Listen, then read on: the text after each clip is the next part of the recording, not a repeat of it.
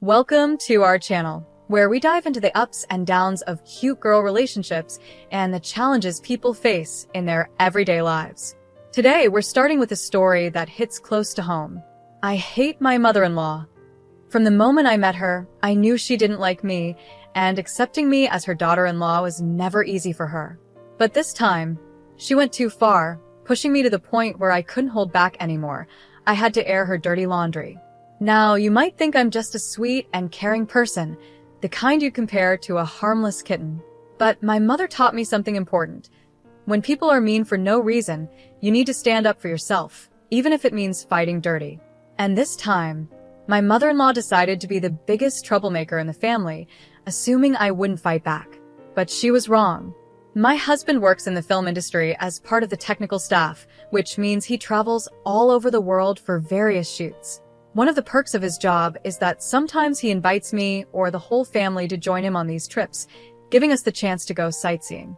This month, we had a trip to New Caledonia planned, a trip that had been on the calendar for a while. Everything was set, and my mother-in-law and I even made it to the airport on time, which was a small miracle considering the traffic. We unloaded all our bags at the airport, and I carefully counted to make sure we hadn't forgotten anything. Feeling confident that everything was in order, we headed inside. My mother-in-law asked me to drop off our luggage at the baggage counter, so I separated my hand luggage from the checked-in bags and asked her to do the same. Then I told her to go ahead with the security check while I finished up with the luggage drop-off. After completing the luggage drop-off, I went through the security check myself and started looking for my mother-in-law. I spotted her from a distance, and she seemed to be searching for something. When I approached her, she told me that one of her handbags was missing, the one that contained her diabetes medication. She insisted that she couldn't leave without it. I told her to take a deep breath and try to remember she might have accidentally left the bag with the rest of the luggage. She seemed flustered and couldn't recall, so she asked me to check if it was there. Dutifully, I went back to the baggage counter and asked the attendant if any luggage had been left behind or if one of our bags had gone overweight, since one was missing. Unfortunately, the attendant said everything was in order and there were no unmarked or extra bags. Feeling dejected, I headed back to my mother-in-law, but before I could go through the security check again, airport security stopped me and asked me to follow them. Confused, I asked what was going on, but they insisted that everything would be explained once I came with them. They led me to a private holding area where they informed me that a woman had reported me. Apparently, she overheard me using the words gun and drugs, and she feared I might be a terrorist. They said they needed to ensure I wasn't hiding anything. I was absolutely furious. I hadn't made any such comments. I barely had time to check in before our flight. Then, a chilling thought crossed my mind. My mother-in-law. It suddenly hit me that she might be behind this. I told the officers I would fully cooperate with their investigation, confident that they would find nothing. After an exhausting 18 of questioning and searching, I was finally cleared. Once the ordeal was over, I showed the officer who had mentioned the woman's report a picture of my mother-in-law and asked if she was the one who reported me. When he confirmed it was her, a wave of rage surged through me. I walked out of there fuming with anger. This was the last straw. I had tolerated her slanders and toxic behavior for too long because I rarely saw her, but this time, she had gone too far. I couldn't just sit back and let her get away with it. It was time to teach her a lesson she would never forget. My first move was to expose her in her precious suburban neighborhood.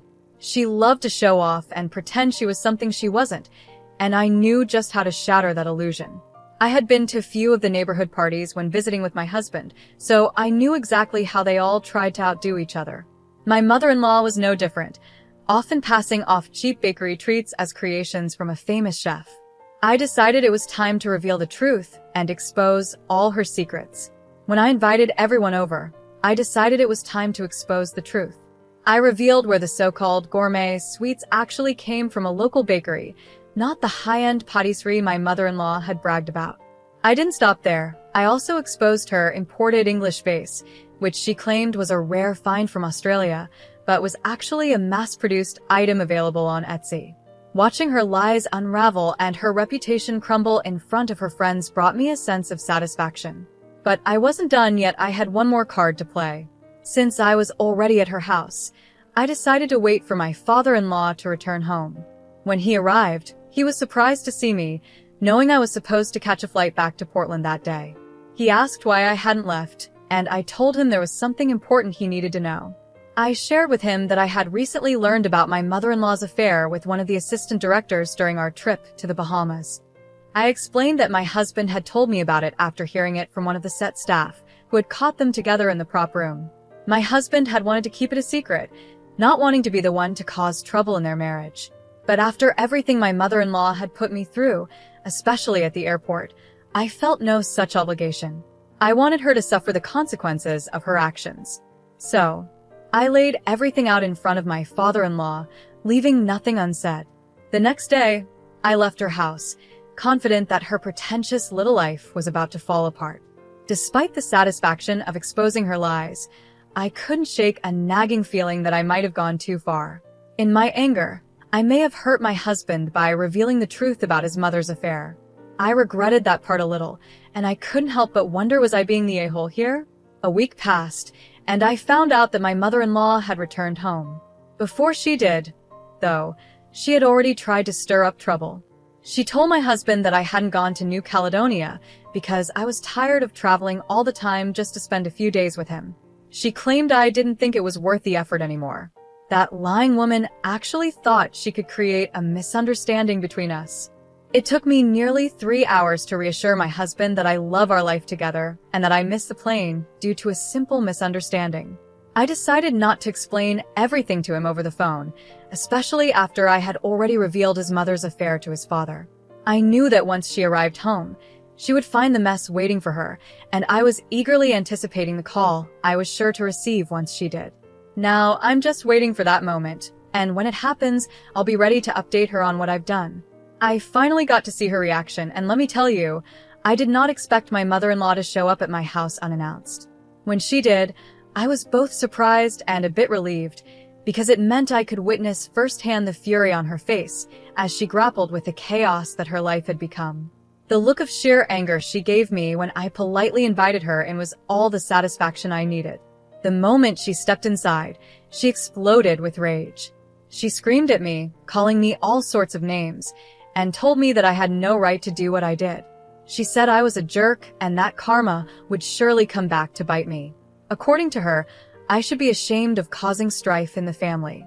She even went as far as to say that I didn't deserve her son, claiming she had known all along that sooner or later I would show my true colors. I could see she was on the verge of slapping me, but somehow, she held herself back. Her outburst reignited all the anger I had been suppressing for so long. I couldn't hold back any longer and told her that she was lucky I only exposed her secrets. If I had really wanted to get back at her, I could have pressed charges for the false accusations she made against me at the airport. After that, I told her to get out of my house. But instead of feeling better, I felt worse. It's been 3 months since that confrontation, and a lot has happened since then. My mother-in-law has been fighting nonstop with my father-in-law ever since I exposed her affair. Initially, I thought it was a one-time thing, but it turns out she was still seeing that person, and she eventually confessed this to my father-in-law. Once he found out, he kicked her out of the house, and she's been living with her sister ever since. 2 weeks, I went to talk to my father-in-law because the guilt was eating me up. I felt responsible for the fights between them, but he assured me I had nothing to feel guilty about. He told me this wasn't the first time something like this had happened, but it was definitely the last. They are now separated, and he has no intention of getting back together with her. I'm left feeling conflicted about everything. They still haven't told my husband about the separation, and they've asked me to keep it a secret until he returns home. My father-in-law wants to be the one to break the news to him in person. I'm just waiting for the right time, but it's hard to know how to feel about all of this. I know my in-laws had been lying to my husband for a while, pretending they had worked things out between them. It made me feel like I was caught in the middle, like an unfaithful wife, even though I never wanted any of this to happen. Finally, my husband came home last week, and 5 days ago, he met with my father-in-law. That's when he found out about his parents' separation. To my surprise, he was pretty understanding about it. But when he learned that I was the one who had triggered this whole mess, he was understandably upset. He asked me why I had done all of this, and I explained everything starting from what happened at the airport to all the things that had happened before then. I apologized to him, telling him that I already felt guilty about my actions. I never intended for things to escalate this far. Thankfully, my husband understood the situation and said that this was bound to come out eventually. We're not completely okay yet, but I'm hopeful that, with time, we'll be fine. Now, looking back, I realized that while my mother-in-law was certainly out of line, my actions were also harsh. I agree with those who think what I did was wrong. By trying to take her down, I ended up hurting my father-in-law and betraying the trust my husband had in me when he confided about the affair. That's not something I'm proud of, and it definitely makes me look like the bad guy in this situation. I have to admit, both my mother-in-law and I acted immaturely, like we were in some kind of middle school drama. Instead of communicating and resolving our issues like adults, we both made choices that led to this entire mess. It's clear that we both share the blame, and honestly, we deserve the fallout that came from it. On a different note, I also wanted to share something else that's been weighing on my mind. I'm a 21-year-old female, and I have a 25-year-old cousin who got engaged about 5 months ago. While preparing for the wedding, my cousin mentioned she wanted to wear a diamond necklace to match her reception gown. My aunt then asked if I could let her borrow the diamond necklace that I inherited from my great-grandmother after her passing. Everyone in my family knows how much that necklace means to me. It's the last thing I have from my great-grandmother, and it's incredibly special. So, I flat out refused and told them that the necklace is very delicate and I didn't want to share it.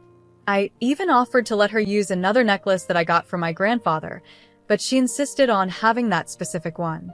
I had to be firm and strictly forbade anyone from touching that necklace. As much as I wanted to be accommodating, I couldn't risk something happening to the last piece I have from my great-grandmother. I thought I had made it very clear that the necklace was off limits, but on the day of the reception, I noticed my cousin wearing the exact same necklace. I was furious, but I chose not to make a scene. It was her wedding, after all, and I didn't want to ruin it for her.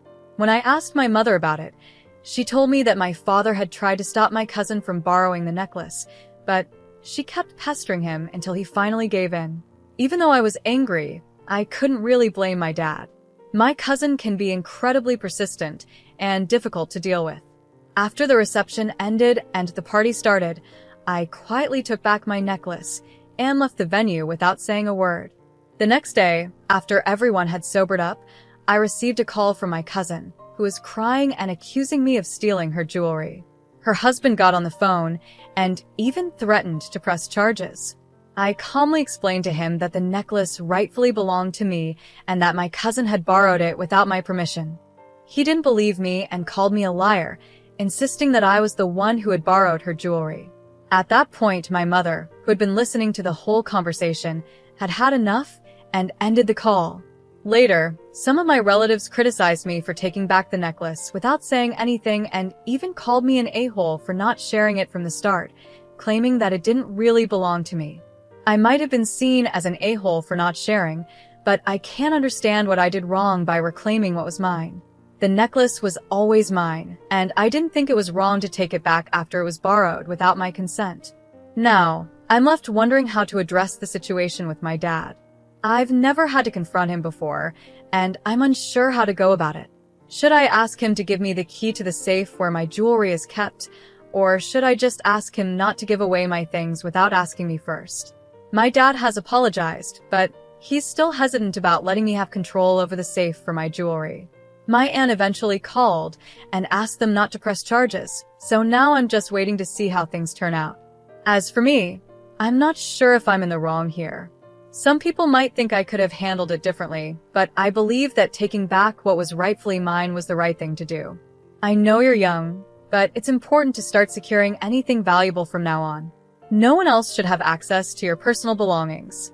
Your father shouldn't have handed over your necklace to your cousin, especially without telling you. It's time to invest in a small safe where you can keep your valuables safe and secure. It's too easy for someone to borrow something like that and never return it. Since you're 20, getting your own safe and moving everything important into it is a wise decision. Your property is yours, and your father shouldn't have been the one to give it away, even to family. You should also consider asking your father to call your cousin and her husband to make it clear that any attempt to press charges will be met with legal action, such as a cease and desist order. It sounds like your cousin may have been envious of your necklace all along and used her wedding as an excuse to take something she felt more entitled to than you. She's 7 years older, so she might have some feelings about it, but that doesn't justify what she did. Talk to your father, get your things back, and get your own safe. Clearly, he can't be trusted not to give in to pressure and loan out your belongings after you've already said no. On a different note, my sister, who is 24, has been living with me, 26-year-old female, for the past 3 years. I told her she could stay with me as long as she wanted, but she needed to follow my rules. One of the main rules is that she can't have men over. She can invite people in, but they can't stay overnight. I've been pretty lenient, honestly. She's had both male and female friends stay overnight without my permission, and I didn't say anything because I knew her friends and didn't think it was a big deal. But last week, she crossed the line by bringing a stranger into our home without my knowledge. I was home at the time, and she waited until she thought I was fully asleep before letting the man in. She probably thought I wouldn't notice and wouldn't get caught, but this morning I woke up really early and saw an extra pair of shoes that didn't belong to either of us. That's when I realized someone else was in the house. After the stranger left, I confronted my sister and told her that what she did was completely disrespectful and not okay. I warned her that if she ever does it again, she'll have to move out. My mom thinks I'm overreacting and should just let it slide because my sister is young and wants to enjoy her life. I don't want to be the strict, boring sister, but my sister and my mom both know how deeply shaken I was when someone tried to break into my home while I was alone. That experience left me feeling scared and vulnerable, and it's the main reason I'm so cautious about having strangers in my house. It's not just a small rule. It's about feeling safe in my own home. My sister has been living with me for free, and I've been okay with that because she's family. I love her, and I want to help her out. But when she disrespects my boundaries, it crosses a line. I've made it clear that if she does something like this again, I won't hesitate to ask her to leave. It's not something I want to do, but I need to protect my own peace of mind. I really appreciate all the advice and honest feedback you all have given me. I guess I needed to hear it from others to really understand what I should do. My sister is my only sibling, and because of that, I've always felt a strong responsibility to take care of her. But now I realize that part of caring for her is also giving her some tough love when it's needed. After talking things over, we've decided that it's best for her to move back in with our mom. She does have a job, but she's gotten used to me paying for everything, and I see now that I've been enabling her behavior. This situation has taught me an important lesson. While she'll always be my family, she needs to grow up and learn to take care of herself. It's my house, and that means it's my rules. Sure, my sister is an adult, and she's entitled to have guests over. But it's just basic courtesy to let the other people in the house know when someone is coming over, especially when it's a stranger. Bringing strangers into our home without telling me isn't just inconsiderate, it's also unsafe. My sister knew exactly why I have this rule in place. She was fully aware of my past experience and how it's made me extra cautious. Yet, she still chose to break the rule. If our mom thinks it's not a big deal, then maybe my sister should move back in with her and see how long it takes before our mom gets upset when she brings strangers home. My sister is 24 years old, not 15. I've been more than generous by letting her live with me for free, even when she's broken some very basic rules of common courtesy. I have a very valid reason for not wanting strangers in my home, and if my mom and sister can't understand that, it's on them. I've decided that I need to stand firm. It's my house, and my rules should be respected. If my sister can't follow them, then she'll need to find a new place to live. There's no reason for me to feel bad about this situation. My mom and sister might be trying to make me feel guilty, but I've realized that I can't let them manipulate my feelings. I don't deserve that, and I'm not going to allow it to happen. If my mom really believes that my sister is just young and should be allowed to do whatever she wants, then she can take her in. The truth is, my sister's behavior is putting both of us in danger. We're 3 women living alone, and it's just not smart or safe to bring a strange man into our home, especially without my knowledge. And really, if she wanted to spend time with this guy, why didn't she go to his place? Maybe he doesn't have a place of his own, or maybe he's already living with someone else. Either way, my sister's refusal to take my rules seriously means she needs to find her own place. That way, she can invite people over whenever she wants, and I can have the peace of mind I need. In the end, I love my sister, and I want the best for her. But part of that means helping her understand the importance of respecting other people's boundaries. She needs to learn that her actions have consequences, and if she can't respect my rules, she'll have to face the reality of finding her own place to live.